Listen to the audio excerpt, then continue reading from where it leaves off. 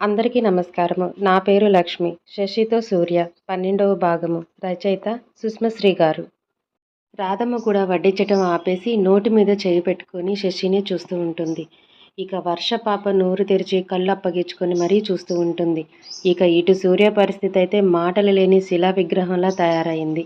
శశి కళ్ళు ఎగరేస్తూ ఏం వర్ష బాగుందా? సూర్యకి నేనిచ్చిన గిఫ్ట్ అని సూర్య ఇప్పుడు చెప్పు నేనిచ్చింది బావుందా? లేక వర్ష ఇచ్చిన ఆ క్లౌజీ వాచ్ బావుందా? అని వర్షాని చూస్తూ అడుగుతుంది. మళ్ళీ తనే అయినా నువ్వేం చెప్పలేవులే సూర్య. నేనిచ్చిన గిఫ్ట్ బావుంది అని. ఎందుకంటే వర్ష ఇచ్చిన గిఫ్ట్ కన్నా నాదే బావుంది అని చెప్తే తను బాధపడుతుంది కదా! అందుకే నువ్వు చెప్పలేవు. I can understand. ఏం పర్వాలేదు అని అంటూ సూర్య భుజం మీద తడుతుంది. అన్నట్టు కావాలంటే మళ్ళీ ఇవ్వనా అన్నట్లుగా అడుగుతుంది. ఇంకొకటి చెప్పు కావాలా సూర్య? ఇలాంటి గిఫ్ట్లు అయితే నీకు కావాల్సినవన్నీ ఇవ్వగలను నేను అని అడుగుతుంది. వర్షాని చూస్తూ కన్ను గీటుతూ. వర్ష వెంటనే నో ఏమీ అవసరం లేదు అని అరుస్తుంది. అందరూ షాక్‌లో నుండి తేరుకుంటారు వర్ష అరుపుతో. గౌతమ్ ఏంటి ట్రాక్ వేరే రూట్‌లోకి తిరుగుతున్నట్లు ఉంది అని అనుకుంటాడు మనసులో.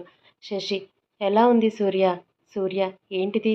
శశి ముద్దు అదే పాయసం అని అడుగుతుంది. సూర్య బావుంది అని అంటాడు శశిని సూటిగా చూస్తూ. శశి దేవుడా ఏంటి ఇలా చూస్తున్నాడు? నేను చేసిన పనికి కోపం వచ్చిందా అని మనసులో అనుకుంటుంది. శశి ఎలా ఉంది వర్ష అని అడుగుతుంది. శశి వర్ష ఏం బాగోలేదు చేదుగా ఉంది అని అంటుంది. శశి నేను అడిగింది కూడా చేదుగా ఉందా అని. వర్ష శశిని కోపంగా చూస్తూ పార్టీ ఏది సూర్య అని అడుగుతుంది. గౌతమ్ ఈవినింగ్ హోటల్లో బర్త్డే అండ్ బిజినెస్ రెండిటికి కలిపి పార్టీ ఉంది. రెడీగా ఉండు. శశి నువ్వు కూడా. శశి నేను రాను. నాకు ఇలాంటి పార్టీలు ఇష్టం లేదు అని అంటుంది. సూర్య శశి మాటలు విని కూడా వినిపించుకోనట్లు వెళ్ళిపోతాడు. గౌతమ్ ప్లీజ్ శశి నా కోసమైనా రావచ్చు కదా. అయినా ఒంటరిగా ఇంట్లో ఉండి ఏం చేస్తావు? మాతో వచ్చేసేయ్ నువ్వు కూడా అని అడుగుతాడు. శశి అన్నయ్య నేను రాను అని కరాఖండిగా చెప్తుంది. వర్ష అమ్మయ్య అయితే ఇది పార్టీకి రాదన్నమాట అని మనసులో ఆనందపడుతుంది. గౌతమ్ సర్లే పద ఇన్స్టిట్యూట్కి టైం అవుతుంది అని అంటాడు. శశి ఈరోజు కాస్త తలనొప్పిగా ఉందన్నయ్య ఇన్స్టిట్యూట్కి వెళ్ళను అని చెప్తుంది. గౌతమ్ కంగారుగారే టాబ్లెట్ ఏమైనా ఉందా లేదంటే తీసుకురానా అని శశి నుదుటి మీద చెయ్యి పెట్టి అడుగుతాడు. శశి ఏం అవసరం లేదన్నయ్య అదే తగ్గిపోతుంది కాసేపు పడుకుంటాను అని చెప్పి తన గదికి వెళ్ళిపోతుంది. గౌతమ్ వర్షాలు కూడా ఆఫీస్కి వెళ్ళిపోతారు. శశి బెడ్ మీద పడుకొని సూర్య ఎందుకు నన్ను పార్టీకి రమ్మని ఒక్కసారి కూడా పిలవలేదు? ఒకవేళ కోపం వచ్చిందేమో నేను ముద్దు పెట్టినందుకు అని ఆలోచిస్తూ ఎప్పటికో నిద్రపోతుంది. శశి నిద్రలేచేసరికి తన పక్కన ఒక పార్సిల్ తన బెడ్ మీద ఉంటుంది. శశి దాన్ని ఓపెన్ చేసి చూస్తుంది. అందులో red colour skirt, black colour top ఉంటుంది. అండ్ ఒక చిన్న లెటర్ కూడా రాసి ఉంటుంది అందులో. ఈ డ్రెస్ నీకు పార్టీ కోసం అని ఉంటుంది. శశి దానిని చూస్తూ ఉండగా రాధమ్మ వచ్చి ఈ ప్యాకెట్ సూర్యబాబు ఇచ్చాడని ఒకతను తీసుకొచ్చాడు అని చెప్తుంది. డ్రెస్ని చూస్తూ శశి ఓ సూర్య పంపిందన్నమాట. అయితే నా మీద కోపం లేనట్లే అని సంతోషపడుతుంది. శశి రాధమ్మలు లంచ్ పూర్తి చేసి హాల్ అంతా బెలూన్స్ ఫ్లవర్స్తో డెకరేషన్ చేస్తారు. శశి గౌతమ్లు సూర్యల కోసం కేక్ తయారు చేస్తుంది. సూర్య గౌతమ్తో ఈవినింగ్ వర్షాన్ని డ్రాప్ చేసి ఇంటికి తీసుకురా. రాగానే హాల్లో డెకరేషన్ చూసి సూర్య ఏంటి ఇదంతా అని అడుగుతాడు. శశి హాల్లో బాస్ ఇదేంటి అర్థం కాలేదా అని బెలూన్స్ ఇవి ఫ్లవర్స్ ఇదంతా కలిపి డెకరేషన్ అంటారన్నమాట అని అంటుంది. సూర్య అవునా అలాగే మేడం అని శశి దగ్గరకు వచ్చి ఆమె చెవి పట్టుకొని ఇది శశి చెవి ఇలా గట్టిగా మెలిపెడితే అని చెప్పటం ఆపగానే శశి అబ్బా నొప్పి సూర్య వదులు అని అంటుంది. సూర్య అబ్బా నొప్పి అంటారన్నమాట అని అంటాడు. శశి సారీ సూర్య మీ బర్త్డే కదా అందుకే ఇది మీకు రెడీ చేస్తే కేక్ కట్ చేద్దాం అని అంటుంది. సూర్య గౌతమ్లు రెడీ అయ్యి కిందికి వస్తారు. సూర్య శశి ఎక్కడ రాధమ్మ అని అడుగుతాడు.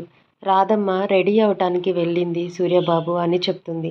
గౌతమ్ అబ్బో ఇప్పుడు తను రెడీ అయ్యి వచ్చేసరికి మనం ఒక కునుకు తీయొచ్చు అన్నమాట అని సోఫాలో నీరసంగా కూర్చుంటాడు. శశి రెడీ అయ్యి కిందకి వస్తూ అయ్యో అన్నయ్య నేను మీకు ఆ ఛాన్స్ ఇవ్వనుగా అని నవ్వుతూ వస్తుంది. సూర్య ఇచ్చిన డ్రెస్లో శశి క్యూట్గా ఉంటుంది. టాప్ మీద ఉన్న చెమ్కీ వెలుగులు శశి మొహం మీద పడి మరింత అందంగా కనిపిస్తుంది. సూర్య శశిని అలాగే చూస్తూ ఉండిపోతాడు. గౌతమ్ సూర్య పక్కకు చేరి, మా చెల్లి 10 నిమిషాలు రెడీ అయితేనే ఇంత అందంగా ఉంది అంటే ఇంకా పూర్తిగా కాన్సంట్రేషన్ చేసి రెడీ అయితే ఇక అంతే, నువ్వు కింద పడి ఇంక లెగవు అని కూడా లెగవు అని అంటాడు. సూర్య తేరుకొని, ఏం మాట్లాడుతున్నావురా? తను అందంగా రెడీ అయితే నేనెందుకు కింద పడతాను? నీకు ఈ మధ్య నోరు బాగా ఎక్కువయింది. బెల్ట్ తీయాల్సి వస్తుంది, జాగ్రత్త.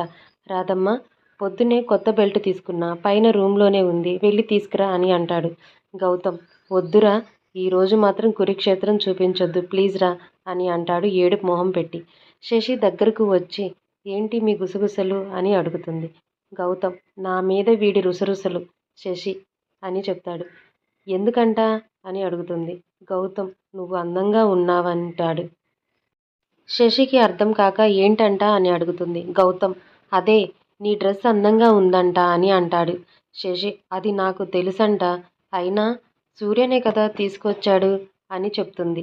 గౌతమ్, వాట్, సూర్య తెచ్చాడా అని ఆశ్చర్యపోతాడు. శశి, అవును అని అంటుంది. గౌతమ్, అంటే మార్నింగ్ ఇంపార్టెంట్ పని ఉందని బయటికి వెళ్ళావు, ఇదే అన్నమాట. ఎక్కడికి అని అడిగితే కూడా నాకు చెప్పలేదు కదా అని అంటాడు. శశి, అంటే నీకు కూడా చెప్పలేదన్నయ్య అని అడుగుతుంది గౌతమ్ని ఉడికిస్తూ. అవును శశి, వీడు ఈ మధ్య నాకేమీ చెప్పటం లేదు అని అడుగుతాడు. సూర్య, అది కాదురా అని నచ్చచెప్పబోతుండగా గౌతమ్, పోరా, నేను నీ మీద అలిగాను అని అంటాడు. సూర్య, అవునా, అయితే నీ అలక నేను తీరుస్తాగా, రాదమ్మా అని పిలుస్తాడు. గౌతమ్కి అర్థమయ్యి వద్దమ్మా అంటూ శశి వెనక్కి పరిగెడతాడురా. శశి, కేక్ కట్ చేద్దాం అని తీసుకొని వెళ్తాడు. శశి, ఆగు, గెస్ట్ ఒకరు వస్తున్నారు అంటుంది మెయిన్ డోర్ వైపు చూస్తూ.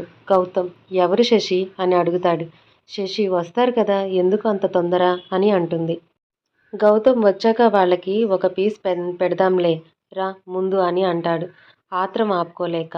అప్పుడే లోపలికి వచ్చిన కృష్ణ, అబ్బో, నువ్వు పెట్టే కేకు ముక్క కోసం ఇక్కడ మేము నోరేమీ తెరుచుకొని ఏమీ కూర్చోలేదు అని అంటుంది.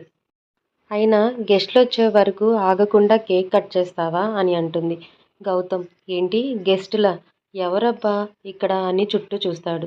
కృష్ణ, కళ్ళు దెబ్బయ్యా, వీడికి అసలు ఎదురుగా నన్ను పెట్టుకొని కనిపించట్లేదా